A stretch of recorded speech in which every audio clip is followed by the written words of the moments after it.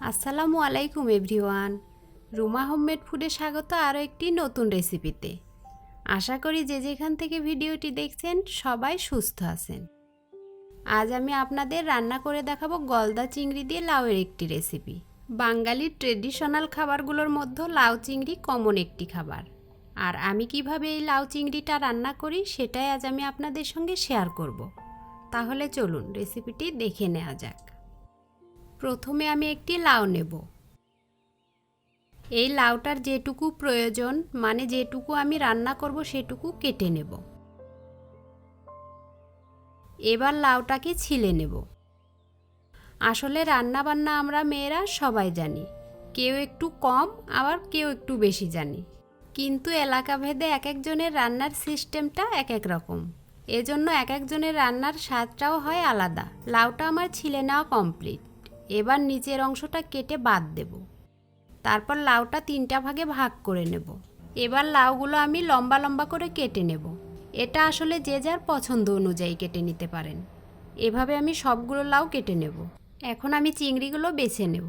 এটা আসলে নতুন করে বলার কিছুই নেই, আমরা সবাই পারি। তবে একটা বিষয় অবশ্যই খেয়াল রাখবেন, পিঠে যে রগটা থাকে সেটা অবশ্যই ফেলে দেবেন। ভিউয়ার্স, এরকম মজার মজার রান্নার ভিডিও কিন্তু নিয়মিতই আমার চ্যানেলে আপলোড করা হচ্ছে। তাই আমার চ্যানেলে যারা নতুন সদস্য তাদের কাছে অনুরোধ রইল আমার চ্যানেলটি সাবস্ক্রাইব করার। আর যারা অলরেডি সাবস্ক্রাইব করে পাশে আছেন তাদের অসংখ্য ধন্যবাদ।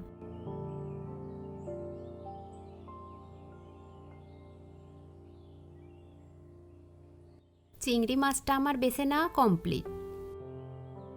লাউটাও কেটে নিয়েছি। এবার রান্নার জন্য চলে যাব চুলায়।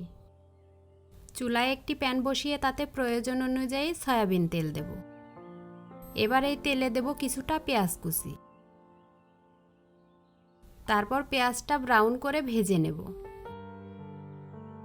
পেঁয়াজে ব্রাউন কালারটা চলে এলে এর ভেতর দেব সামান্য একটু পানি। এবার দেব হাফ চামচ কাঁচামরিচ বাটা, 1 চামচ আদা রসুন বাটা, হাফ চামচ লবণ, হাফ চামচ হলুদ গুঁড়া, হাফ চামচ জিরা গুঁড়া। এবার সব মশলাগুলো ভালো করে নেড়েচেড়ে মিশিয়ে নেব। মেশানো হলে এর ভেতর দেব পরিষ্কার করে ধুয়ে নেওয়া চিংড়ি মাছ।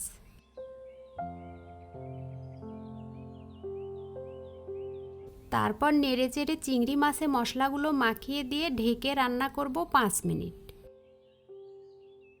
5 মিনিট পর চিংড়িগুলো সেদ্ধ হলে চুলা থেকে নামিয়ে রেখে দেব।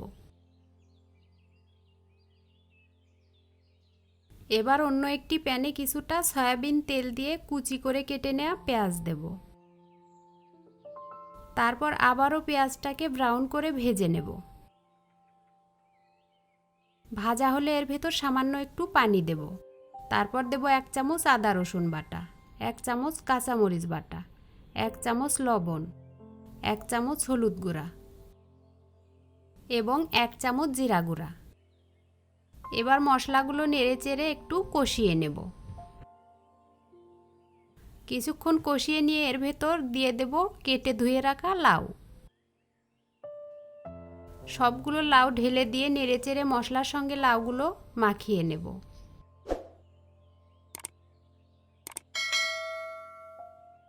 তারপর পরিমাণ মতো পানি দিয়ে ঢেকে 5 মিনিট মিডিয়াম হিটে রান্না করব। 5 মিনিট পর ঢাকনাটি তুলে লাউগুলো ভালো করে নেড়ে দেব, যেন নিচে পুড়ে না যায়। তারপর আবারও ঢেকে সেদ্ধ না হওয়া পর্যন্ত রান্না করব। এবার লাউগুলোর পানিটা শুকিয়ে এসেছে আর লাউগুলো আমার বেশ ভালো সেদ্ধ হয়েছে। এখন লাউগুলো না ঢেকে নেড়েচেড়ে কষিয়ে নেব। ভালোভাবে কষানো হলে আগে রান্না করে রাখা চিংড়ি মাছগুলো ঢেলে দেব। তারপর আবারও নেড়েচেড়ে দিয়ে ঢেকে 2-3 মিনিট রান্না করব। 2-3 মিনিট পর ঝোলটা গাঢ় হয়ে এলে নামানোর ঠিক আগে এর ওপর টেলে নেওয়া জিরা গুঁড়া ছড়িয়ে দেব।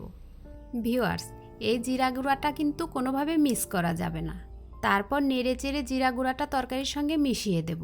ব্যাস তৈরি হলো আমার লাউ দিয়ে গলদা চিংড়ির রেসিপি।